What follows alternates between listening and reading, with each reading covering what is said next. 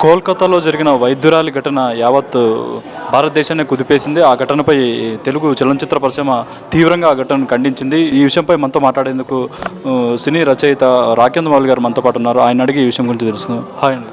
నమస్తే. ఈ చలనచిత్ర పరిశ్రమ ఇలాంటి ఒక ఘటన మీద వచ్చి నిలబడి మాట్లాడడం అనేది ఇది మొదటిసారిగా చూస్తున్నాం. నేను పరిశ్రమ వ్యక్తిని కాబట్టి ముందుగా పరిశ్రమలో ఉమెన్ని రెస్పెక్ట్ చేసే ఫిల్మ్స్ రావాలి. రెస్పెక్ట్ చేసే ఫిల్మ్స్ అంటే హిపోక్రటికల్గా కాదండి. హిపోక్రటికల్గా అంటే ఒక నిజం చెప్తూ ఒక నిజాన్ని దాచేయడం, అది హిపోక్రసీ అంటారు. సో దేవుళ్ళని అమ్మవారిని అక్కడ పూజించి ఇంట్లో ఆడవాళ్ళని కొట్టడం, జెండర్ ఈక్వాలిటీ లేకుండా మగాధిక్య అదే పురుషాధిక్య ప్రపంచాన్ని సపోర్ట్ చేస్తూ ఆడవాళ్ళని ఎప్పుడు వంటింటికి పరిమితం చేయడం. సో వాళ్ళకి అక్కడే అదే జీవితం అక్కడ దాన్ని ఆపాదించేసి అదే గొప్ప త్యాగంలా భావిస్తూ ఒక తెలుగు సినిమా హీరో ఎప్పుడు మాట్లాడినా మనం 10 ఏళ్ళు వెనక్కి వెళ్ళినట్టే, 10 ఏళ్ళు కాదు 50 ఏళ్ళు వెనక్కి వెళ్ళినట్టే మినిమం. సో అక్కడి నుంచి దాటి రావాలని ఒక ఆధునికత అంటే ఎక్కడో లేదండి, ఇక్కడ ఉంది, మన మనసుల్లో ఉన్నాయన్నది. సో ఆడ మగ సమానం, జెండర్ ఈక్వాలిటీ ఉండాలన్నది అది సినిమాల్లో కూడా. ఒక ఈవ్ టీజింగ్ చేస్తున్న సినిమాని సపోర్ట్ చేయొద్దు. ఒక అమ్మాయి వెనకాల పడుతూ స్టాకింగ్ చేసే సినిమాని ఇది చేయొద్దు. ఎందుకంటే దాని వెనకాల మీకు నచ్చిన హీరో పడుతున్నప్పుడు అందమైన బ్యాక్గ్రౌండ్ స్కోర్ మ్యూజిక్తో చేస్తున్నప్పుడు కరెక్ట్ అనిపిస్తుంది. ఆ మ్యూజిక్ తీసేసి మీకు నచ్చిన ఒక మొహాన్ని ఊహించుకోండి. ఇప్పుడు ఒక విలన్ని ఊహించుకోండి. ఇప్పుడు తాను చేస్తే శృంగారం, విలన్ చేస్తే వ్యభిచారం అనకూడదు కదా. So anything rule is a rule లాగా అలాంటి సినిమాల్ని ముందు జనాలు ఆదరించకుండా ఇది తప్పు, జనాలకు వదిలేండి, జనాలు ప్రభావితులయ్యేవాళ్ళు. ముందు రెస్పాన్సిబుల్గా యాక్టర్స్ దాన్ని భావించి తీసుకోవాలని నా ఉద్దేశం అండి. ఒక పరిశ్రమగా ఇది డెవలప్ అవ్వాలంటే every film maker should be a responsible film maker. అంటే రెస్పాన్సిబుల్ అంటే ఇప్పుడు మీకు అనిపించింది తీయండి, కానీ just have a social awareness of what is happening అండి. అది చూసాక ఎంత ప్రభావితం. Exactly. If it is an A rated film, దానికి ఏ రేటెడ్ పీపుల్ అడల్ట్స్నే పంపించండి, చిన్నపిల్లల్ని అలౌ చేయొద్దు. పేరెంట్స్గా మీరు తీసుకెళ్ళొద్దు. మీరు రూరల్ ఫిల్మ్స్లో చాలా వరకు పిల్లల్ని తీసుకెళ్ళిపోతారు కుటుంబ సమేతంగా. అది ఏ రేటెడ్ వేసినప్పుడు అలౌ చేయొద్దు. ఇవన్నీ సినిమా పరంగా మారాల్సిన విషయాలని నేను అనుకుంటున్నాను. ఎందుకంటే ఒక చిన్నపిల్లాడిగా అది చూస్తున్నప్పుడు ఇది కరెక్టేమో అని ఒక హీరో చేస్తున్నప్పుడు మనం భావిస్తామండి. ఒక రజనీకాంత్ గారు అలా సిగరెట్ వేసుకున్నప్పుడు అది కరెక్టేమో అనిపించింది. అదే కదా, అలా ప్రతి ఒక్క పని ఒక సినిమా పరంగా ఒక హీరో చేస్తున్నప్పుడు చాలా గొప్పదిగా కనిపిస్తుంది. అందుకే రెస్పాన్సిబుల్గా ఫిల్మ్స్ చేయడం ఫిల్మ్ మేకర్కి ఎంత బాధ్యతో యాక్టర్స్కి అంతే బాధ్యత అండి. దీనివల్ల ఎలా ప్రభావితం అవుతున్నారు జనాలని వాళ్ళకు ఒక అవగాహన ఉండాలని నా ఉద్దేశం. మీరు చెప్పినట్టు ఇంతకుముందు చూసుకుంటే చిన్నపిల్లలకి సెల్ ఫోన్స్ ఉండేవి కాదు, టీవీలు కూడా చూసేవాళ్ళు కాదు చాలా. ఇప్పుడు ప్రతి పిల్లాడికి సెల్ ఫోన్ అనేది ఉండాలి, టీవీ చూడాలి. మీరు ఏవైతే సినిమాలు అంటున్నారో అవి సెల్ ఫోన్లో వచ్చేసాయి, టీవీలో వచ్చేసాయి. అక్కడ చూసినా కూడా చాలామంది పిల్లలు ప్రభావితం అవుతున్నారు. దాని గురించి అంటే తెలుగులో చాలా వరకు 90% ఫిల్మ్స్ యూటీజింగ్, మహిళల్ని కించపరిచే ప్రతి ఏదో ఒక సీన్ అయితే ఉంటుంది.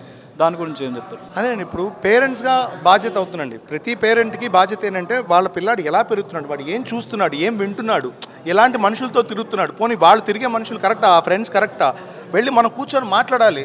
బెదిరించి అదిరించి పనులు జరిపించుకోవడం వల్ల ఏమవుతుంది, వాళ్ళు చెప్పాలనుకుంటూ చెప్పలేరు, మనసులో దాచేసుకుంటారు. ఇలా సప్రెస్డ్ ఎమోషన్స్ కాస్త ఏమవుతాయి, బయటికి ఇలాగ సైకోటిక్గా తయారవుతారు జనాలు.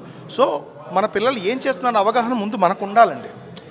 అప్పుడు సెల్ ఫోన్లో ఈ యాప్ చూడకూడదన్న ఇష్యూస్ ఉన్నాయండి. హ్యాపీగా మనం చేసుకోవచ్చు. ఈ యాప్ని రెస్ట్రిక్ట్ చేయొచ్చు, అది చూడకుండా మీ పిల్లల్ని పెంచవచ్చు. మీరు అంత టైం పెట్టట్లేదు, పిల్లల మీద పెంపకం మీద అంత టైం పెట్టట్లేదు అనేది నా బేసిక్ కంప్లైంట్ అండి టు ఎనీ పేరెంట్. వాళ్ళు సెల్ ఫోన్లో వాళ్ళు బిజీగా ఉన్నారు, కానీ నా పిల్లాడు ఏం చేస్తున్నాడు, ఎలా పెరుగుతున్నాడు, నా కూతురు ఏం చేస్తున్నా, ఎలా పెరుగుతుంది. సడన్గా ఒకడెక్కడో రేపిస్ట్ అయిపోడండి. పుట్టుకుతే ఎవడు ఒక చంటి బిడ్డని తీసుకొచ్చి ఇచ్చామండి, వీడు ఫ్యూచర్లో 20 ఏళ్ళ తర్వాత వాడు రేపిస్ట్ అయ్యాడు. మీరు ఆ చేతిలో పట్టుకున్న బిడ్డకు మీకు తెలుస్తుందండి వాడు రేపిస్ట్ అవుతారని. అవడు అంటే ఎలా అవుతాడు? ఇలాంటి పెంపకం వల్ల. ఒక అమ్మని కొడుతున్న నాన్నని చూసినప్పుడు అది కరెక్ట్ ఏమో అనిపిస్తుంది. లేదా ఒక అక్కనో చెల్లినో వాడు పక్కగా చూసినప్పుడు ఓహో అన్ని పనులు వాళ్ళకే అప్పగిస్తున్నారు, నాకేం అప్పగించట్లేదు అంటే ఇదేంటిది పురుషాధిక్య ప్రపంచం, ఇట్స్ ఎ పేట్రియార్కల్ సొసైటీ అని ఫీల్ అయినప్పుడు నేను ఏం చేసినా చెల్లుబడిపోతుంది. ఎందుకు? ఒక ఇలాంటి బట్టలు వేసుకున్న అమ్మాయి తప్పు, ఇలాంటి బట్టలు వేసుకున్న అమ్మాయి కరెక్టు అని సినిమాలో చిత్రీకరించిన లేదా అలాంటివి సపోర్ట్ చేస్తూ యాక్టర్స్ చేసినా అదే వాడు చిన్న మెదడులో పడుతుంది. అలా వాడు ఎదిగి వాడు యాసిడ్ బస్ లెవెల్కి వెళ్తాడేమో, ఆర్ రేప్ చేసి లెవెల్కి వెళ్తాడేమో, ఎవరికి తెలుసు. So it has to start from the home అండి, ఇంటి నుంచి మొదలవ్వాలి, ఫ్రమ్ ద ఫ్యామిలీ సపోర్ట్. అక్కడి నుంచి ముందు ఏం చేస్తున్నారో తెలిస్తే సంఘం సొసైటీ ఎక్కడో లేదండి, మనలో ఉంది, మన చుట్టూ ఉంది, మన కుటుంబం నుంచే మొదలవుతుంది. అది గుర్తుపెట్టుకొని ఒక రెస్పాన్సిబుల్ బాధ్యత గల పౌరుడిగా బతకడం అనేది మన బేసిక్ సెన్స్ అని నేను ఫీల్ అవుతాను, అంతే. చాలామంది స్టార్ హీరోలు సమాజాన్ని ప్రభావితం చేస్తుంటారు. మొన్నటి వరకు చూసుకుంటే కొంచెం హీరోయిక్గా ఉండే క్యారెక్టర్స్ చేశారు, కానీ ఇప్పుడు చూసుకుంటే విలన్ క్యారెక్టర్స్ హీరోస్ ఎక్కువ చేస్తున్నారు. అలాంటి క్యారెక్టర్స్ చేయడం సమాజానికి ఎంతవరకు అది ఎఫెక్ట్ ఉంటుంది? నేను అదే అంటానండి, అలాంటి సినిమాలు తీయడం కూడా నేను తప్పను. వాడికి ఒక పర్స్పెక్టివ్ ఉంటుంది, అది ఏ రేటర్ని పెట్టినప్పుడు చిన్నపిల్లలకు చూపించద్దు. ఇప్పుడు జోకర్ అనే ఒక సినిమా ఇంగ్లీష్లో హాలీవుడ్లో వచ్చినప్పుడు దాన్ని చాలామంది గొప్పగా చెప్పారు, కానీ అదొక మెంటలీ డిసార్డర్ పర్సన్ అన్నది అతని క్యారెక్టర్, దాన్ని గ్లోరిఫై చేశారు.